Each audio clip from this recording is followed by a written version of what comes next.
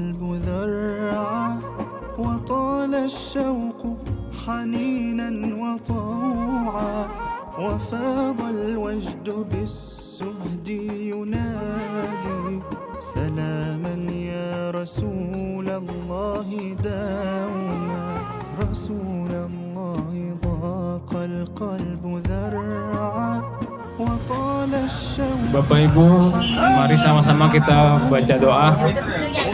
Bismillahirrahmanirrahim. Subhanalladzi sakhkhara lana hadza wa ma kunna lahu muqrinin wa inna ila rabbina lamunqalibun.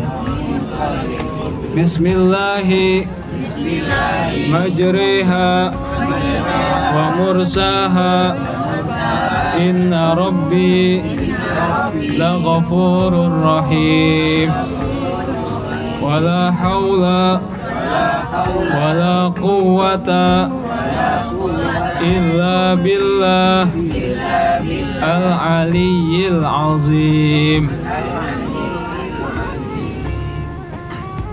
Alhamdulillah. Assalamualaikum warahmatullahi wabarakatuh. Alhamdulillah wassalatu wassalamu ala Rasulillah Sayyidina Muhammad ibni Abdillah wa ala alihi wa sahbihi wa mawalah, la hawla wa la quwata illa billah, amma ba'du.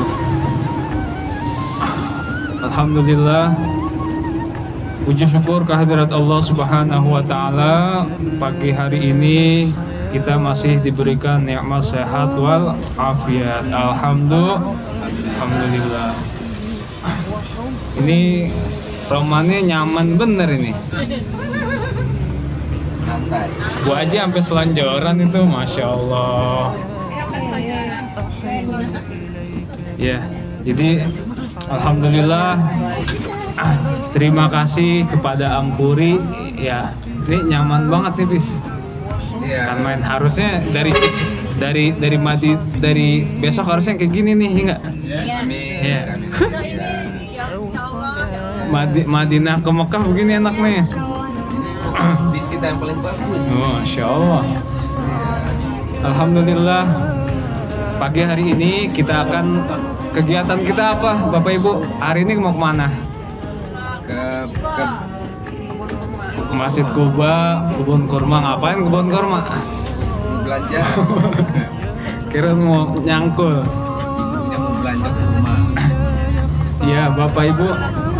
Jadi pagi ini kita akan city tour ya, keliling beberapa destinasi di kota Madinah Al-Munawwarah. Di antaranya ke Masjid Kuba. Di Masjid Kuba, tahu Masjid Kuba, pernah dengar kan ya? Masjid Kuba itu apa? Jadi Masjid Kuba itu adalah masjid pertama yang dibangun oleh Rasulullah Shallallahu Alaihi Wasallam. Jadi ketika Rasulullah Shallallahu Alaihi Wasallam hijrah dari kota Makkah ke Madinah, itu masuk ke desa Kuba namanya, ya, daerah Kuba.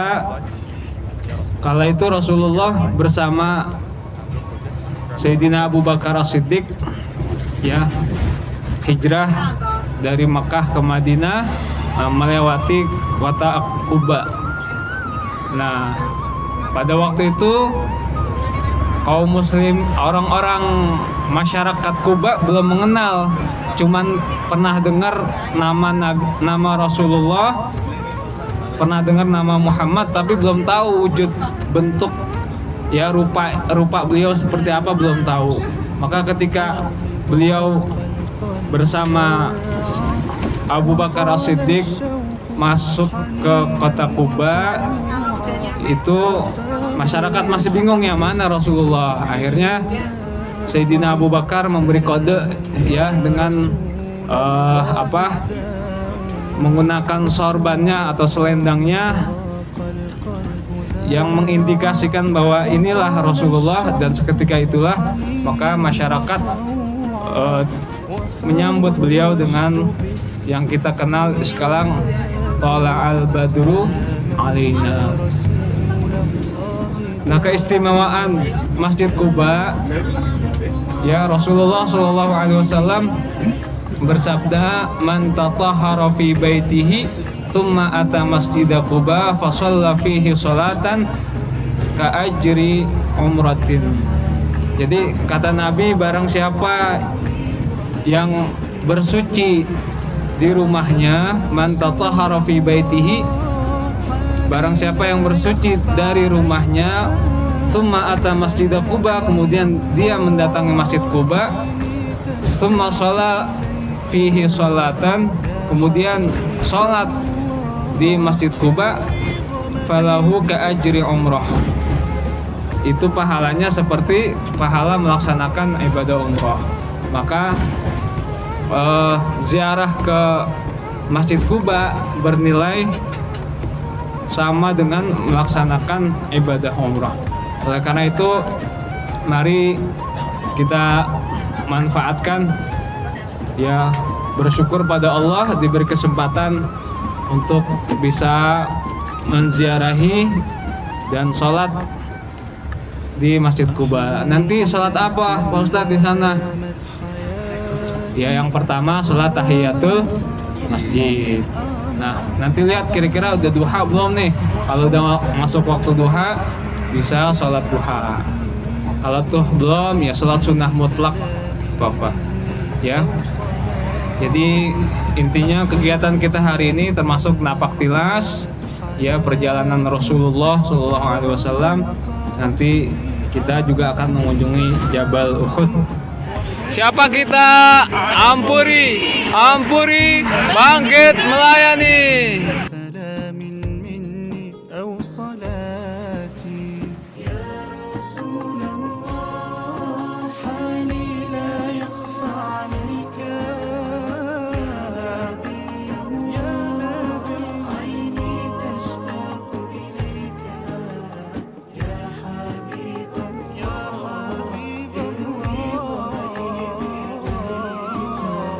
يا رسول الله حالي لا يخفى عليك يا نبي الله عيني تشتاق إليك يا حبيب الله اروي ظمئي بيديك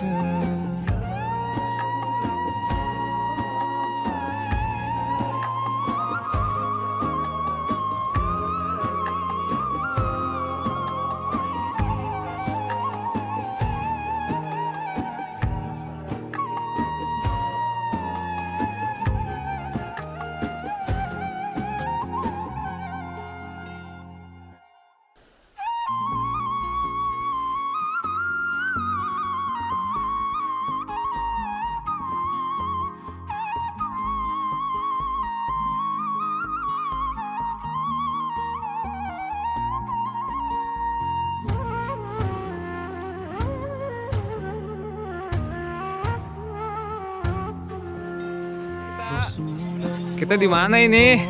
Kebun kurma. Siapa kita?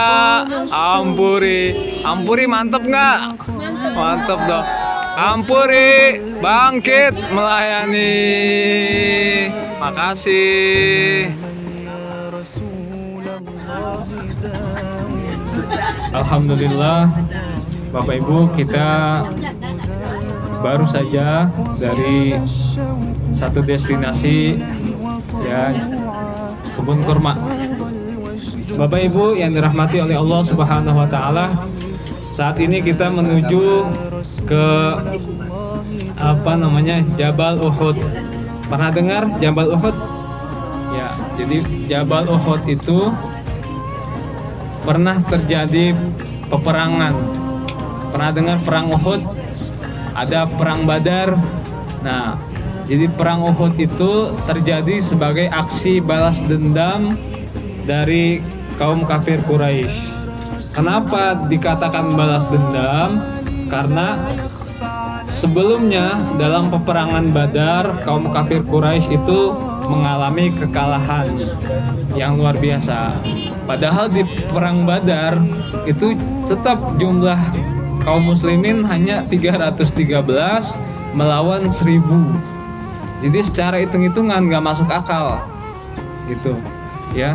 Nah kemudian setelah kekalahan dalam perang Badar, kafir Quraisy masih ngotot ya, masih berusaha untuk menghancurkan kaum muslimin, maka mereka membuat aksi peperangan selanjutnya, yakni perang Uhud, di mana perang itu terjadi di lembah Uhud ya.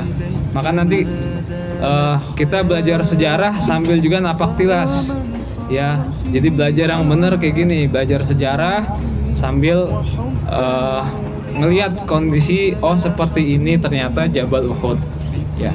Jadi perang Uhud itu Rasulullah Shallallahu Alaihi Wasallam hanya mengumpulkan pasukan kaum muslimin 1000 pasukan, sedangkan dari kaum kafir Quraisy ada 3000. Tetap 2 banding, masih nggak imbang ya. Dan setelah Rasulullah SAW musyawarah dengan para sahabatnya ya, dibuatlah taktik strategi peperangan agar peperangan berhasil ya. Jadi dari 1000 pasukan kaum muslimin, Rasulullah menempatkan 50 pemanah handal itu di atas bukit. Yang namanya bukit berarti lebih kecil ya. Jadi ya, posisinya di Jabar Rumat, di atas bukit itu Rasulullah menempatkan 50 pasukan pemanah handal. Itu strateginya. Kemudian setelah perjalanan menuju lokasi peperangan, dari jumlah 1000 itu ternyata ada kaum muslimin yang berbelot munafik yang dipimpin oleh Abdullah bin Ubay bin Salul ya, yang tadinya jumlah kaum muslimin 1000, kemudian ada seorang tokoh musyrik nih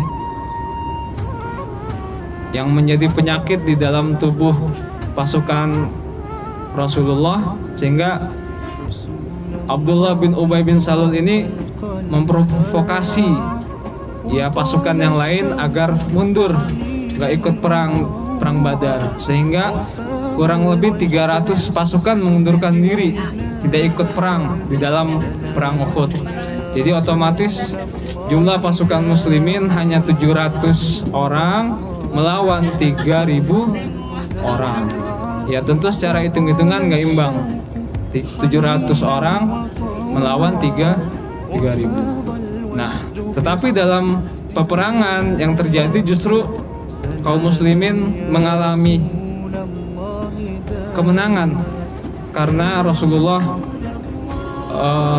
tentu sangat ahli di dalam semua hal. Rasulullah membuat strategi di mana mewasiatkan kepada pasukan pemanah yang ada di atas Jabar Rumat untuk standby ya, apapun kondisinya, menang kalah tetap harus berada di atas Jabar Rumat.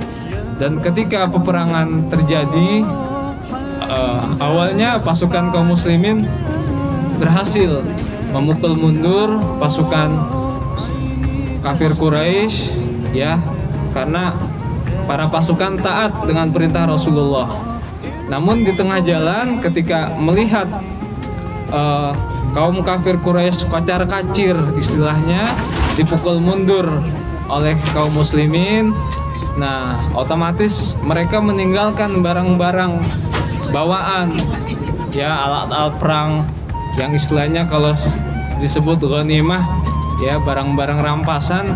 Itu pasukan yang ditempatkan Rasulullah 70 orang di atas Jabar Rumat, 50 orang di atas Jabar Rumat, mereka tergoda untuk ikut-ikutan turun dari Jabal Rumah. Nah akhirnya karena kondisinya kayak gitu, kosong di atas Jabal Rumah. Nah, alhamdulillah ya, selamat datang di tanah Jabal Uhud. أحن إليك ما دامت حياتي غراما صار في أعماق ذاتي وحبا مولعا بك يا حبيبي بكل سلام مني أو صلاتي يا رسول الله حالي لا Assalamualaikum warahmatullahi wabarakatuh. Waalaikumsalam. Alhamdulillah wassalatu wassalamu ala Rasulillah Sayyidina Muhammad ibni Abdillah wa ala alihi wa sahbihi wa mawalah. La haula wa la quwata illa billah. Amma ba'du. Bapak Ibu yang dirahmati Allah Subhanahu wa taala. Alhamdulillah saat ini kita berada di Jabal Uhud. Ya, ini di depan kita adalah makam para syuhada Uhud. Ya, sebagaimana tadi yang saya jelaskan bahwa peperangan Uhud ini Rasulullah beserta para pasukan mengalami kekalahan, di mana sebagai konsekuensinya salah satu paman dari baginda kita Nabi Muhammad SAW yang bernama Sayyidina Hamzah bin Abdul Muttalib syahid, ya, karena terbunuh yang ditombak oleh Wahsy, ya, seorang budak yang diperintah oleh majikannya bernama Hindun sebagai balas dendam atas matinya ayahanda Hindun. Ya, disinilah dimakamkan para syuhada Uhud. Oleh karena itu singkat saja kita hadir di sini satu semata-mata mengharap ridha Allah Subhanahu wa taala, karena bagaimanapun yang wafat di sini para syuhada, ya, jihad fi sabilillah. Jadi kedudukan beliau-beliau ini luar biasa di sisi Allah Subhanahu wa taala. Jadi kita semata-mata mengharap ridha Allah Subhanahu wa taala, kemudian juga mengharap ya barokahnya. Jadi oleh karena itu mari saja kita mengirimkan suratul Fatihah dari kita, mudah-mudahan kembali ke kita, ya. Oleh karena itu di sini antara lain dimakamkan Sayyidina Hamzah bin Abdul Muttalib, kemudian ada para syuhada yang lain dimakamkan di sini juga, kurang lebih 70 pasukan. Oleh karena itu mari kita baca suratul Fatihah ala hadhihin niyah wa ala kulli niyatin salihah wa ila hadratin Nabi Muhammad sallallahu alaihi wasallam wa khususan Sayyidina Hamzah. Sya'ulillahi lahumul Fatihah. A'udzu billahi minasyaitonir rajim. Bismillahirrahmanirrahim. Alhamdulillahi rabbil alamin arrahmanir rahim maliki yaumiddin iyyaka na'budu wa iyyaka nasta'in ihdinas siratal mustaqim siratal ladzina an'amta 'alaihim ghairil maghdubi 'alaihim waladdallin amin. Bismillahirrahmanirrahim. Kita sekali lagi mudah-mudahan apa yang kita niatkan ya disampaikan oleh Allah kepada beliau-beliau dan keberkahannya pun mengalir kepada kita. Amin ya rabbal. Di mana kita? Siapa kita? Ampuri, ampuri, bangkit, melayani. غراما صار في أعماق ذاتي وحب